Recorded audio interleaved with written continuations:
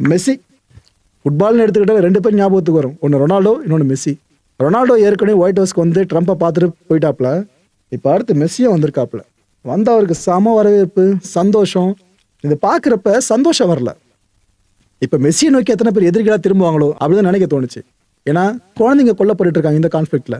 அமெரிக்க Israel படை சார்ந்து பல பேருக்கு அதிருப்தி வர எழுந்திருக்கு.